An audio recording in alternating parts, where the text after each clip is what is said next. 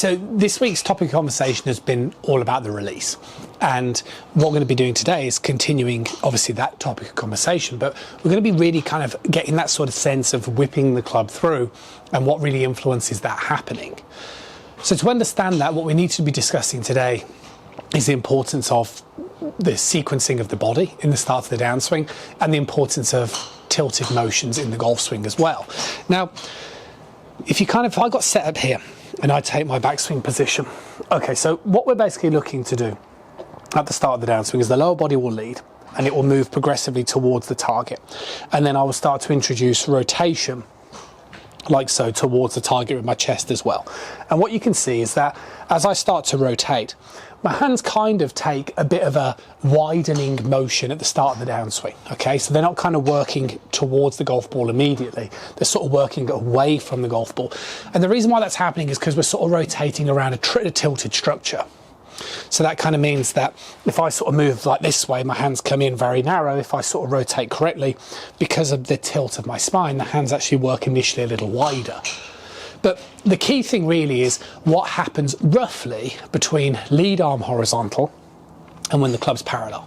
Because what happens for myself personally, and it'd be interesting if it happens to you guys, and drop it in the comments box, but I tend to see golfers get a good understanding of the backswing, a good understanding of how to start the downswing, but then they don't really transfer that through to the hit. So it kind of means that they'll kind of look here, get something good, and then get something good here, and then still look something like this in the hitting motion, as opposed to something like so. The reason for that, you lose athleticism and you lose that sort of visual impact position based upon what happens between lead arm horizontal and roughly club parallel.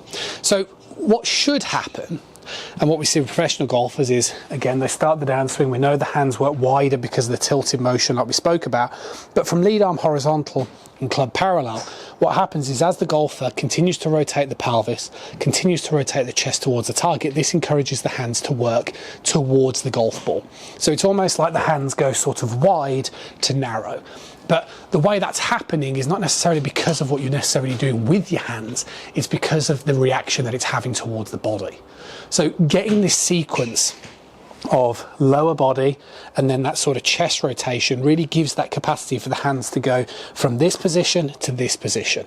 Now, what will naturally happen from here is then your hands will start to slow down and then the club will start to whip through very naturally.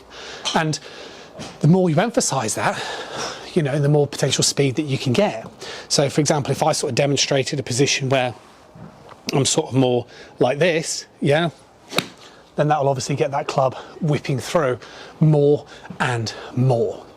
So what I'd probably suggest is it is worth, you know, grabbing a club around the house and sort of swinging up to the top and starting the downswing and then just taking that extra stage of rotation so you feel you're emulating a similar position where your hands come in and then that club can start to whip through.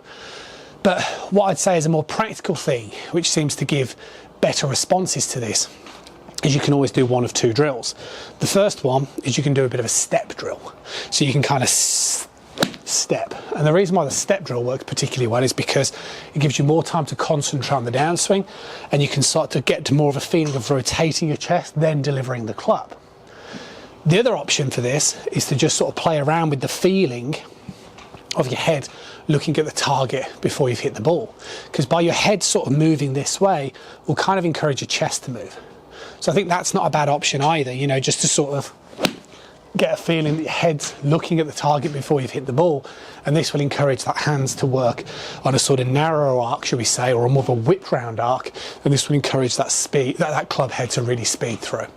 So the way you want to kind of do this as an analogy, which has been done very commonly in golf and golf instruction, is to kind of imagine either one of two things. Either somebody who's sort of driving a car, so let's say you're a passenger in a car and you're approaching a roundabout, and if you imagine the roundabout is really wide and long, then you know that person who's driving will be moving around with the steering wheel, but you won't really notice any effect. You won't really notice any sort of, you know, centripetal force against you.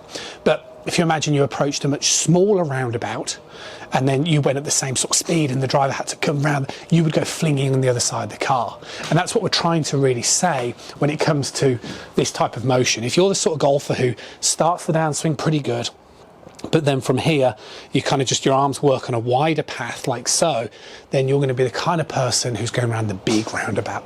Hands work too wide, too slow. If you're the kind of golfer who can go here, here, and then here, you're going to be the kind of driver who is driving round that roundabout, and you're going to whip that passenger through to the other side of the car.